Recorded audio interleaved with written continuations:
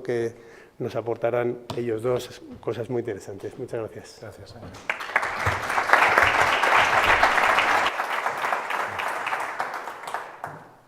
Bien, buenos días. Gracias, Ángel. Es un placer estar hoy aquí con todos ustedes, hablando de lo que se está hablando tanto en estos días y en estas semanas y lo que nos queda todavía por hablar. Tenemos a la Comisión del Pacto de Toledo supuestamente reunida para supuestamente proponer soluciones que vamos a ver qué es lo que resulta, a dónde nos llevan y además, visto desde un tamiz que yo no querría que fuera pesimista, sino realista, me temo que no van a ser especialmente llamativas o especialmente novedosas y que vamos a seguir teniendo que pensar que el problema de pensiones no nos lo van a arreglar, sino que tenemos que hacerlo nosotros.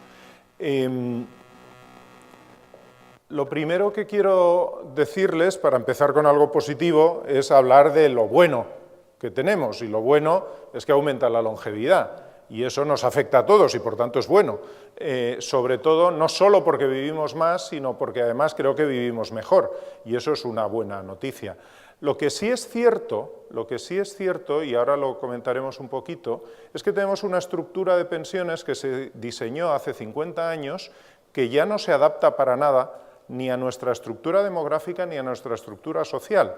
Y claro, aquí hay dos formas de verlo, o cambiamos todos o cambia la estructura del sistema. Seguramente es más fácil la segunda, aunque a veces uno lo duda viendo las decisiones de nuestros representantes políticos.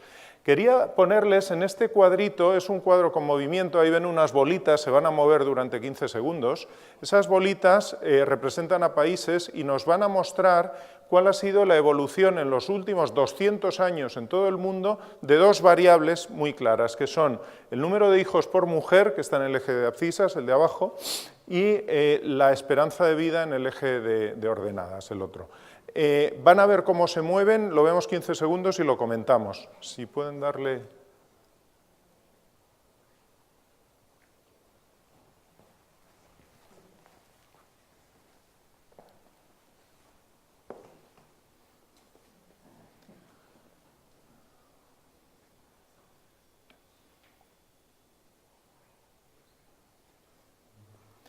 Bueno, pueden ver a dónde nos hemos ido, que claramente esto lo que nos indica es que el mundo envejece, cada vez vivimos más tiempo, cada vez nacen menos niños, habrán visto algún saltito, esos son accidentes demográficos debido sobre todo a las guerras mundiales, y verán que casi todos los países están ya en la parte extrema del cuadro, y los que van por detrás, que se puede ver en el cuadro en el mapa, cuáles son los de África subsahariana, van más tarde, pero van. O sea, estamos todos en ese camino. Incluso países, las bolas grandes son China e India, las bolas están proporcionadas a la población, nos muestran cuál es la evolución que estamos teniendo. Esto es imparable y es en el mundo, y no lo podemos evitar. Es cierto que siempre hay soluciones ingeniosas. Un ministro japonés propuso que a partir de 75 años la gente se fuera muriendo, pero claro, como propuesta, pues hasta incluso es divertida, ¿no? Pero llevarlo a la práctica tiene alguna que otra connotación un poco más complicada, ¿no? Entonces, si no nos japonesizamos en ese sentido, si no nos hacemos ideas que estén absolutamente fuera de lugar, lo que sí tenemos es esto. ¿Cuál es la consecuencia negativa de la longevidad? Pues que evidentemente impacta en nuestros modelos de pensiones, sobre todo en los modelos de pensiones tradicionales como los que tenemos en Europa Occidental, que son modelos basados en el equilibrio demográfico. Si ya no hay equilibrio demográfico, nuestro sistema no funciona. Por lo tanto, hay que tratar de restablecer ese equilibrio demográfico. El problema es sobre todo estructural, y es básicamente demográfico. Ese es el principal problema que tenemos. Como les digo, de una situación buena se deriva una consecuencia negativa. Muchas veces me pregunto que por qué esto no se explica, porque no tendríamos que andar tirándonos los trastos a la cabeza sobre quién se come el fondo de reserva si pudiéramos explicarle a todo el mundo, que creo que la gente lo podría entender, que lo que está pasando es esto, y que esto es lo que nos genera determinados problemas. A todo eso se le añade una cuestión coyuntural que ha sido la crisis económica, que ha agravado, más bien ha acelerado los procesos. Lo que estaba previsto que pasara en el año 2022-2023 está pasando ya. Nos vamos a quedar sin fondo de reserva ya el año que viene, o quizá no nos quedemos porque hay una pequeña trampa, que es pedir un préstamo para no acabar de gastarnos la hucha, pero en cualquier caso el fondo de reserva se ha ido ya, pero pensábamos haberlo agotado en el año 2023, es decir, lo único que hacemos es adelantar, no tiene mayor problema. Otra de las cuestiones es que el fondo de reserva, que es un mero instrumento financiero para destinar, como ustedes saben, los excedentes que se han producido a partir del año 2000 entre cotizaciones y prestaciones, destinarlo a poder pagar en algún momento, eso no significa que el sistema de seguridad social esté en quiebra, aunque mucha gente allá afuera lo piensa, porque se ha explicado fatal, o sea, no mal, peor, lo que es el fondo de reserva. Evidentemente hay motivaciones políticas detrás de eso, que siempre son del que no manda, siempre son, sea el que sea, siempre la culpa es del otro. Yo lo que les quiero transmitir es que desde mi punto de vista, España no tiene un problema de sostenibilidad de pensiones en el largo plazo. No lo tiene porque aquí no van a poder ver nada, pero créanme, y en cualquier caso las transparencias están a su disposición, el gasto en pensiones en España en el 2013 es un poco superior que el gasto en pensiones previsto para el año 2060. Es decir, no nos vamos a gastar más en pensiones, no nos vamos a gastar más en pensiones.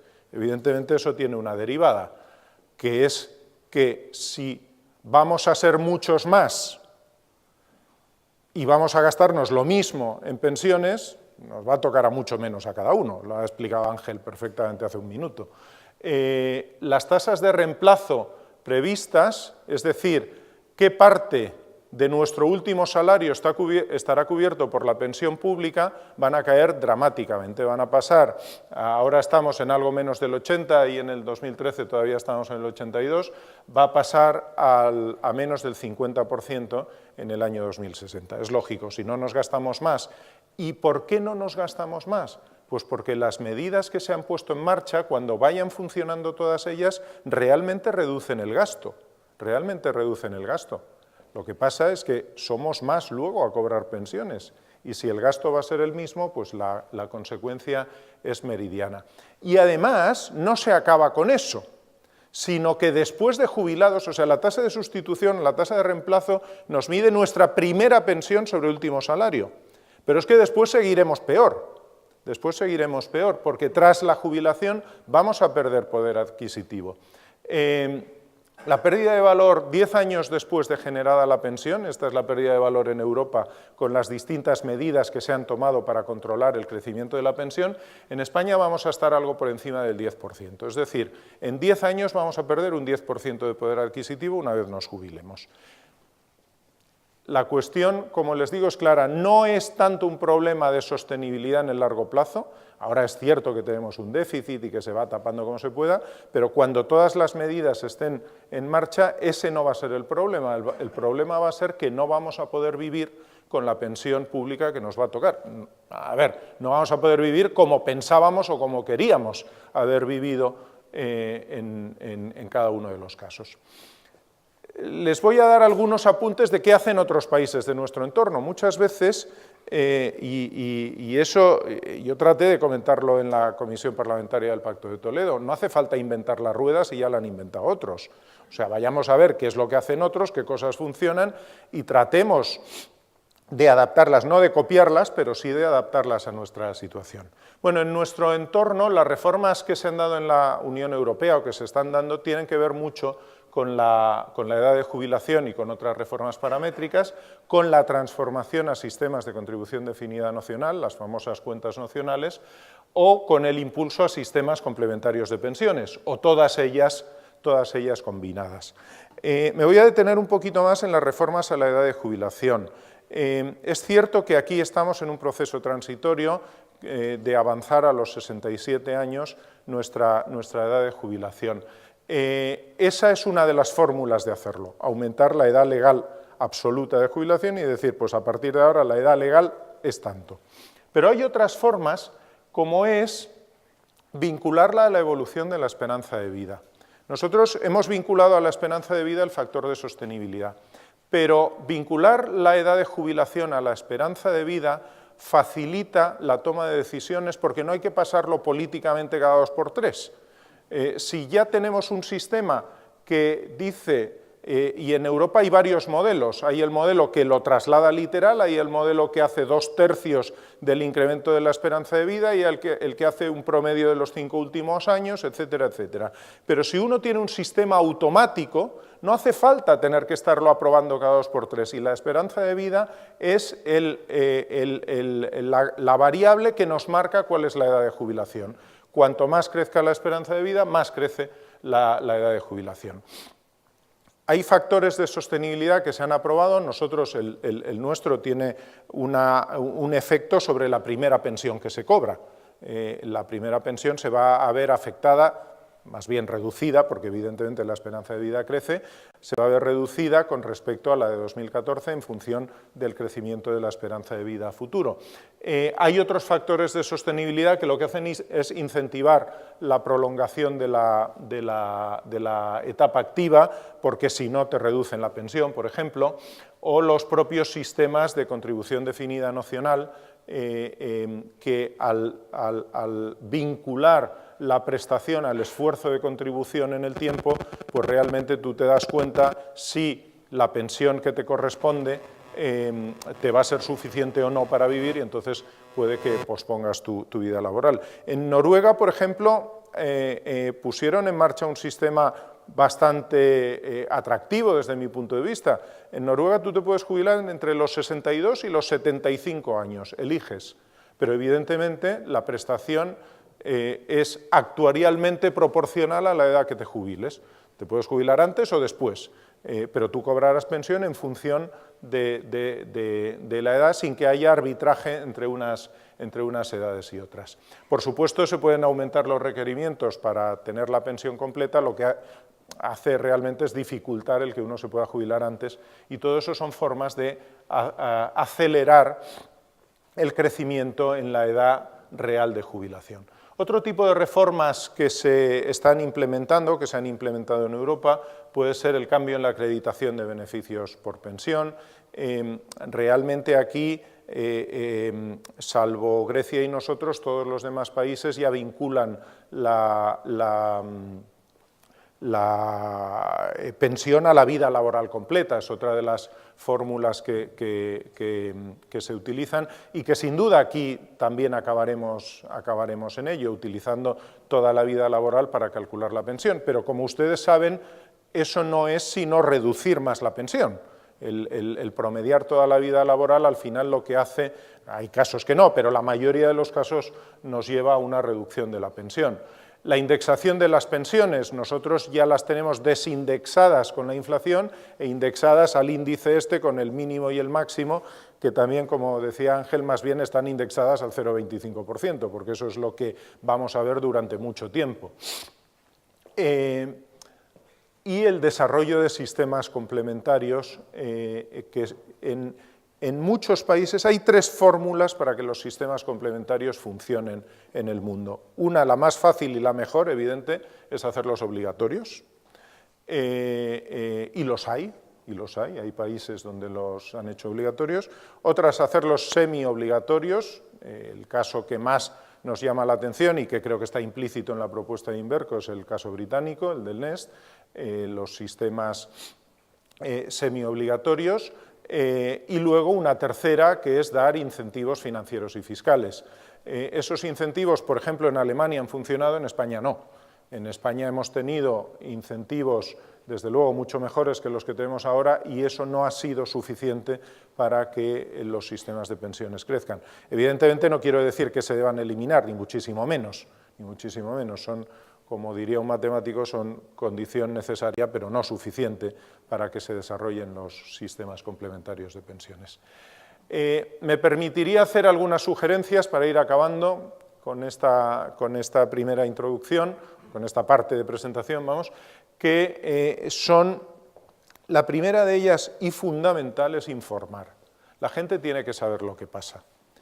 La gente tiene que saber a qué pensión aspira. Lo que es verdaderamente un drama es que uno llegue a la edad de jubilación, y son muchos los casos que pasan, pensando que a lo mejor va a tener una pensión de 2.000 euros, y llega a la Seguridad Social y le dicen, a usted le tocan 800 euros. Eso sí es un drama, porque en ese momento ya no hay capacidad de reacción, ya no se puede hacer nada. Lo que es imprescindible es que todos tengamos información de hacia dónde vamos, a qué tipo de pensión podemos aspirar, y qué nivel de prestación podemos esperar en nuestro futuro para adaptarnos y poder hacer cosas. Si con 25 años o 30 años nos dicen, si usted sigue así, va a tener 800 euros. Ahí ya es decisión nuestra si hacemos algo o no. Pero lo que no puede ser es que nos lo digan, incluso en el decaído proyecto, por los motivos que todos ustedes saben, de informar a los mayores de 50 años, incluso 50 años es demasiado poco. O sea, hay que informar mucho antes. Ya sé que más vale 50 que nada, pero hay que informar a todo el mundo de lo que puede tener con el camino de cotizaciones que lleva. Eso es fundamental. Y explicar cuál es la situación real de nuestro sistema de pensiones. Probablemente la población española sea mucho más madura y esté mucho más preparada para entender estas cosas de lo que nuestros gobernantes opinan. Luego hay que revisar la adecuación de las prestaciones a las realidades sociales. Miren, que hace 50 años, cuando se crea el sistema de seguridad social en España, se proteja la viudedad de la forma que se protege, dado que en aquel momento la estructura familiar era de un marido hombre, una esposa mujer, el marido trabajaba fuera de casa y ingresaba el dinero, la mujer trabajaba en casa y no ingresaba dinero, tenían 3, 4, 5, 6 hijos. En ese caso, si faltaba el que generaba las rentas, evidentemente había que proteger a la familia. Pero hoy en día, déjenme que les ponga un extremo un tanto burdo, pero ¿creen ustedes que tiene sentido que un presidente del IBEX tenga una pensión de viudedad del 50% pagada por todos nosotros? ¿Quién tiene que tener eso? Pues las abuelitas que están ganando 400 euros de pensión. A esas sí hay que darles más.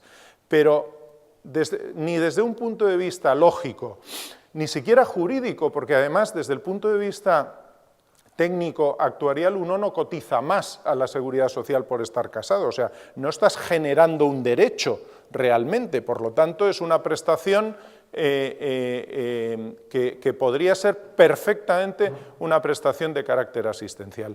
Los alemanes resolvieron esto de una forma que a mí me parece bastante inteligente. Ellos tienen lo que llaman la pensión corta, que son 2 años. Los 2 primeros años, en todos los casos, se cobra pensión de viudedad, que dé la posibilidad al viudo o viuda que queda de readaptar sus circunstancias. Si transcurridos esos 2 años demuestra, con prueba de medios, demuestra que necesita una pensión de carácter vitalicio, entonces se estudia y se le concede la vitalicia, pero si no, no. Si no, no. Y estamos pagando 20.000 millones al año en esto. Podríamos revisarlo, creo yo. De todas formas, esto es un tabú, casi me matan cuando lo dije en el Parlamento, casi me matan. En fin. También sugeriría, y no debería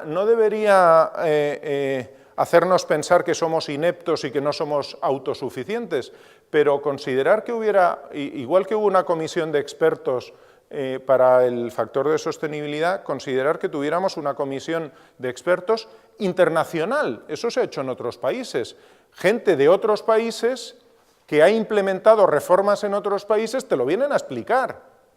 Es que el nivel de los que deciden esto, bueno, en fin, les iría muy bien que alguien les explicara cómo van las cosas en otros países.